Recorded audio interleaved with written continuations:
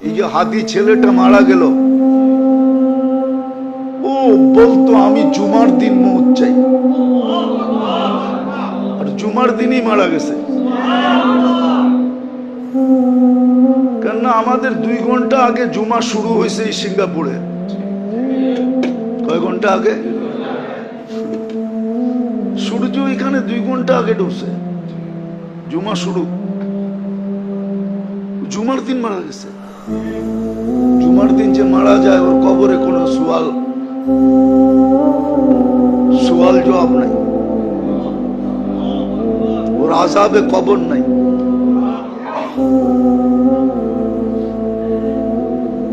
ওই যে মনের থেকে চাইছে আল্লাহ দিয়া দিছে। গুলিও খাইছে জুমার দিন, মরছেও জুমার দিন।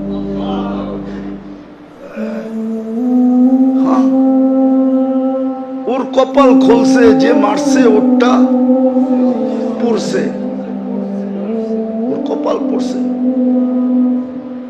আর যে মরছে তার কপাল খুলছে। দুনিয়ার সংসদ সদস্য হয়ে কি হইতো? আর হাদিসে যেটা লেখা আছে ওইটাই যদি ওর ভাগ্যে জুটা থাকে তাইলে বাদশাহ থেকে বাদশাহ হয়ে গেছে।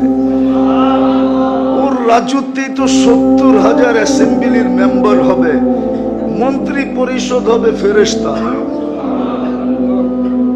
ওর রাজত্বে 70,000 মন্ত্রী পরিষদ হবে ফেরেশতা। মিনাল মালাইকা, যে সবচেয়ে ছোট জান্নাত পাবে ওর মন্ত্রী পরিষদ হবে 70,000 ফেরেশতা। কুরআন বলে ইউতিহি মুলকান কাবীরা। আল্লাহ মনে হয় বলবে 8 নম্বর আসন নিয়ে তুই কি করবি? তুই রাজত্বই লয়ে এলো। একটা সিট নিয়ে কি করবি? একটা রাজত্ব লয়ে এলো। ভাগ্য ওর খুলছে, আরেকজনের পড়ছে। যে কিলারকে পারা করছে ওরও ভাগ্য পড়ছে। কয়েক গ্রুপের ভাগ্য পুরা গেছে আর ওর ভাগ্য খুলে গেছে। এই জন্য তো এক সাহাবীর কাহিনী আছে, খুনে বিরুদ্ধ বলছে তুমি যাবা কেন যুদ্ধে? আমি কিচ্ছু করতে পারবো না এটা আমি জানি, শুধু আমি চাইতেছি একটা তীর আসুক আর আমার এখানে লাগুক, বাস এই জন্য যেতেছি, এই জন্য যেতেছি। যেই অবস্থা আমরাও ভাবতেছি কোন সময় আমাদেরকে লটকায় দেয়। সারা দিন রাইতে তো চলি,